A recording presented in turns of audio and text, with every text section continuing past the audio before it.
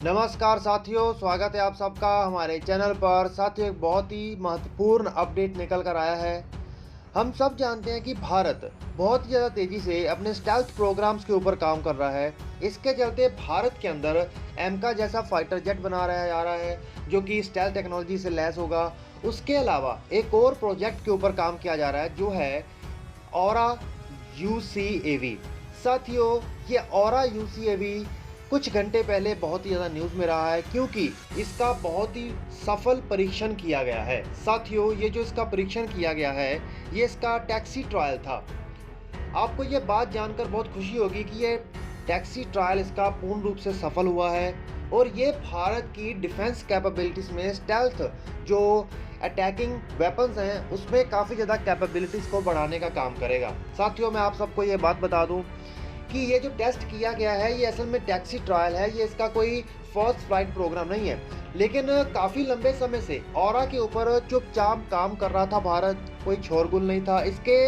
जब से ये पता चला था कि भारत ऑरा जैसा यूसीएवी जैसे प्रोजेक्ट के ऊपर काम कर रहा है, उसके बाद इसके बारे में कोई भी बड़ी खबर निकल कर नहीं आई थी।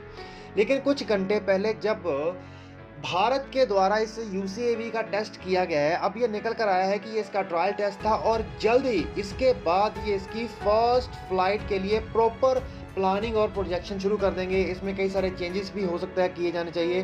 कुछ महीनों के अंदर इसकी पहली फ्लाइट की जाएगी। और साथियों, सबसे बड़ी बात आपको ये बताऊं कि ये भी एक स्टेल्थ प्रोजेक्ट है। ये एक ड्रोन के रूप में काम करता है। ये अटैकिंग मिसाइल्स को ले जा सकता है, इसके अलावा बॉम्ब्स को ले जा सकता है और ये काफ़ी लंबे दूरी तक ये मतलब काम करेगा। और सबसे बड़ी बात, ये इंडियन एयर फोर्स के लिए बनाया जा रहा है प्रोजेक्ट। इस प्रोजेक्ट के द्वारा प्रिसीजन गाइडेड मुनीशन, बॉम्ब्स, मिसाइल्स, इन सब को इसके इंटरनल बे के अंदर रखा जा सकता है। साथियों, इसके अंदर टर्बो फैन इंजन का इस्तेमाल किया जाएगा। जो इसके अंदर वेपन्स होंगे वो इंटरनल वेपन्स के रूप में रखे जाएंगे, क्योंकि स्टेल्थ का सबसे बड़ा फीचर ये होता है कि उसके वेपन्स इंटरनली रखे जा सकते हैं। और इसमें सबसे बड़ी बात तो ये होगी कि हम इसे बहुत ही अच्छे तरीके से काम कर सकते हैं। कारण ये है कि इसके अंदर में पायलट को नहीं भेजना होता, ये एक ड्रोन के रूप में काम करेगा। और आने वाले समय में इसके अंदर आर्टिफिशियल इंटेलिजेंस जैसी टेक्नोलॉजीज़ को भी इंटीग्रेट किया जा सकता है। और सबसे बड़ी बात तो अब ये निकल कर आई है कि एमका फाइटर जेट के बनने से पहले ये स्टेल्थ यूसीएवी ऑलरेडी बनकर तैयार होगा और हमारी एयरफोर्स द्वारा इसको यूज़ करने के लिए इसे प्रोडक्शन में भेजा जाएगा। मतलब हम सबको पता है कि एमका को बनाने के लिए 2030-32 तक का समय करना पड़ेगा, प्रोडक्शन तब तक शुरू होगी उसकी। लेकिन ये यूएवी पहले ही शुरू कर दिया जाएगा काम के लिए और सेवा में दे दिया जाएगा। तो ये सच में भारत के लिए स्टेल्थ के क्षेत्र में एक बहुत ज़्यादा बढ़त का काम करेगी। और यहाँ से स्टेल्थ के फीचर्स को लेकर जो अनुभव भारत हासिल करेगा उसको दूसरे क्षेत्रों में, जैसे एमका जैसे क्षेत्रों में इस्तेमाल कर सकता है। उसके अलावा ये भारत के एक बहुत बड़ी ज़रूरत भी थी, क्योंकि भारत के पास कोई बॉम्बर नहीं था।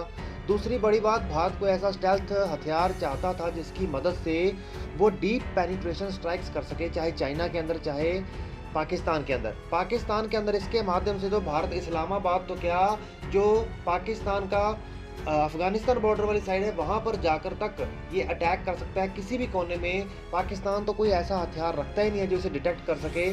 और दूसरी तरफ अगर चाइना कहीं ना कहीं डिटेक्शन में आ भी गया ये हथियार, तो उसे ऐसा लगेगा जैसे कोई छोटी मोटी चिड़िया उड़ रही है।